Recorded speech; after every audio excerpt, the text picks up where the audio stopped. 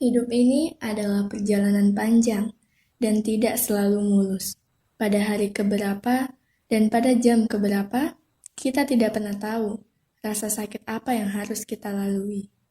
Kita tidak tahu kapan hidup akan membanting kita dalam sekali, membuat terduduk untuk kemudian memaksa kita mengambil keputusan. Satu dua keputusan itu membuat kita bangga, sedangkan sisanya lebih banyak menghasilkan penyesalan.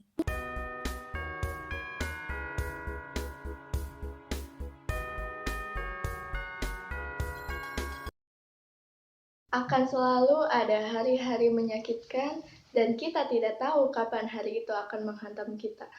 Tetapi akan selalu ada hari-hari berikutnya memulai bab baru dengan matahari terbit. Assalamualaikum warahmatullahi wabarakatuh.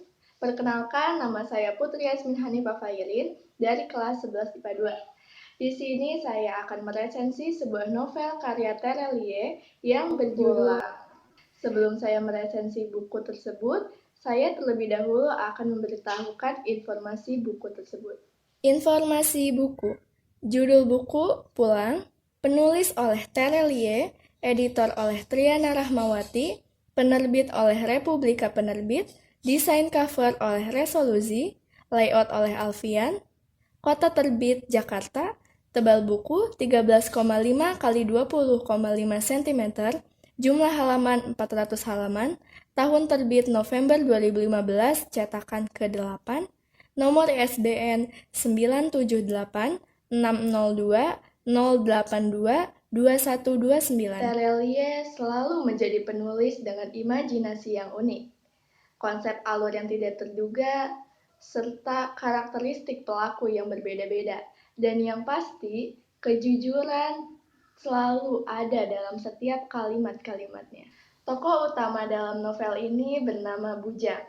Bujang adalah seorang anak yang dilahirkan di dalam pedalaman Rimba, Sumatera. Anak dari seorang tukang pukul terhebat bernama Samad. Selama 15 tahun, Bujang tidak pernah mengenyam pendidikan formal. Hanya sesekali diajarkan mamanya mengaji. Itu pun dengan sembunyi-sembunyi, karena apabila bapaknya Somad mengetahui hal tersebut, ia akan marah. Sampai suatu ketika, Tauke besar datang mengajaknya untuk berburu babi hutan di hutan Rimba, Sumatera. Bujang pun mengiyakan untuk turut serta dalam berburu babi hutan. Dalam perburuan kali itu, Bujang berhasil membunuh raja babi hutan. Sejak saat itu, jiwa petarungnya pun mulai terasa. Rasa takut di dalam dadanya pun hilang. Tauke besar tertarik untuk membawa Bujang ke kota dan mengangkatnya menjadi anak. Bujang pun disekolahkan dan dididik untuk menjadi seorang petarung yang tangguh.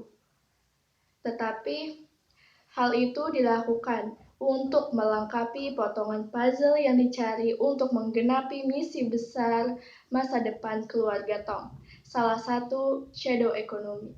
Meskipun ibunya tidak menyetujui, tetapi hal itu nihil, karena nyatanya Tauke besar tetap saja akan membawa Bujang ke Jakarta. Karena sepertinya Somad dan Tauke besar telah terikat perjanjian sebelumnya. Bujang pun terlihat antusias untuk ikut serta dalam perjalanannya menuju ke Jakarta.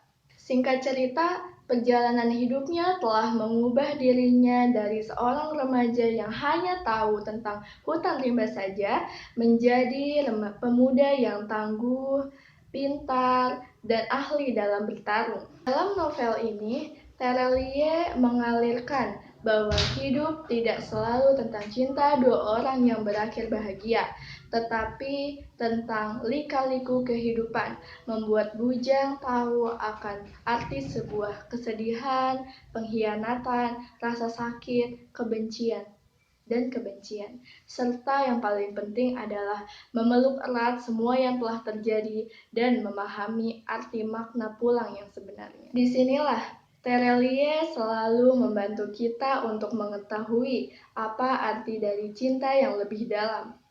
Terelie juga membantu kita untuk kita lebih peduli terhadap diri sendiri, terhadap orang lain, serta lingkungan sekitar, khususnya tempat di mana kita telah dilahirkan.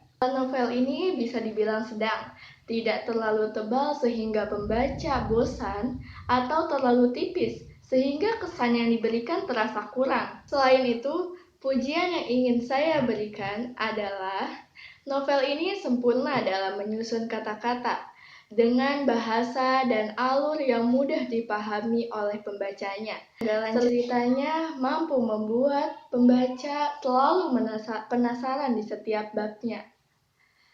Cerita yang disajikan pun mampu membawa pembaca terlibat dalam emosi yang mengagumkan. Selain itu, dan yang tak kalah mengagumkan adalah jalan ceritanya yang penuh dengan kejutan. Pembaca sering gagal dalam menebak kisah selanjutnya. Imajinasinya yang tinggi pun mampu membuat pembaca melanglang buana dalam pikiran mereka masing-masing. Pada dasarnya, novel ini tidak memiliki kekurangan. Terelie dengan rapih dan apik mengemas ceritanya dalam alur campuran yang tidak membingungkan, deskripsi setting, serta eksplorasi kekuatan pelaku. Aspek kebahasaan dalam novel ini pun terlihat baik dan sangat bermutu. Tetapi, cover yang dibawakan akan lebih baik jika didesain dengan sesuatu yang lebih menggambarkan kepada judulnya, yaitu pulang. Akhirnya kita berada di akhir video ini. Kesimpulan yang ingin saya berikan adalah, sejauh apapun kita melangkah, segelap apapun jalan hidup kita, dan sekeras apapun perjalanan hidup kita, tetap saja semuanya akan kembali kepada kata pulang. Karena hakikatnya semua ini hanya titipan Tuhan dan akan kembali kelak kepada yang memberikan titipan. Dengan membaca novel Terelie ini akan sangat menginspirasi kita. Tidak ada salahnya jika kita menghabiskan waktu untuk membaca novel yang benar-benar bagus ini. Karena seperti pepatah yang sering katakan, dengan kita membaca, maka kita akan bisa melihat dunia. Selalu ada hal baru untuk kita teladani. Sekian dalam video saya kali ini. Wassalamualaikum warahmatullahi wabarakatuh. Waalaikumsalam.